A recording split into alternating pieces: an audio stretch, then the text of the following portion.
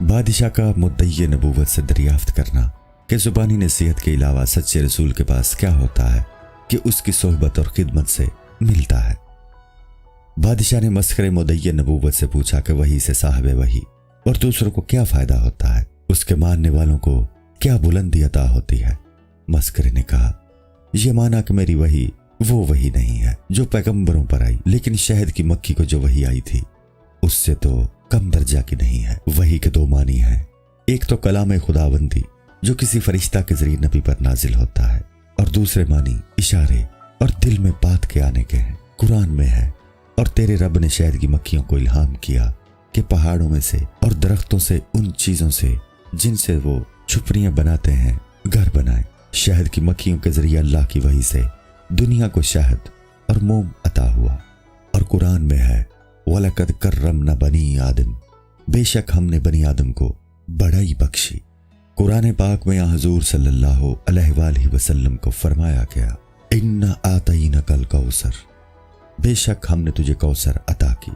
کوثر جنت میں ایک حوض ہے، لیکن اس سے حضور صلی اللہ علیہ وآلہ وسلم کے ظاہری اور باطنی فیوز مراد ہیں۔ پھر بھی اے انسان، تو کیوں پیاسا ہے؟ کیا تو فرعون صفت ہو گیا ہے کہ تیرے لیے کوثر نہیں رہی، جیسا کہ فرعون کے لیے دریائے نیل کا پانی نہ رہا تھا بلکہ خون بن گیا تھا۔ توبہ کر لے اور ہر اس شخص سے بیزار ہو جا جسے حضور صلی اللہ علیہ وآلہ وسلم کے کوثر سے سیرابی حاصل نہیں۔ جس شخص نے حضور صلی اللہ علیہ وآلہ وسلم کے کوثر سے سیرابی حاصل کی ہے، اس کی عادت اختیار کر لو۔ حدیث شریف میں ہے، جس شخص نے اللہ کے لیے محبت کی اس نے ایمان مکمل کر لیا۔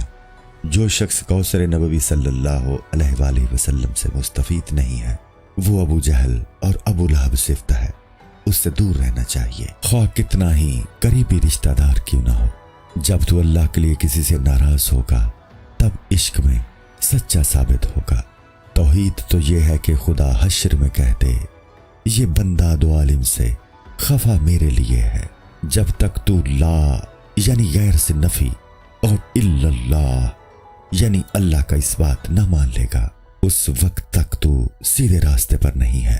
عشق کا مطلب ہے معشوق کے سوا ہر چیز سے ہاتھ اٹھا لینا۔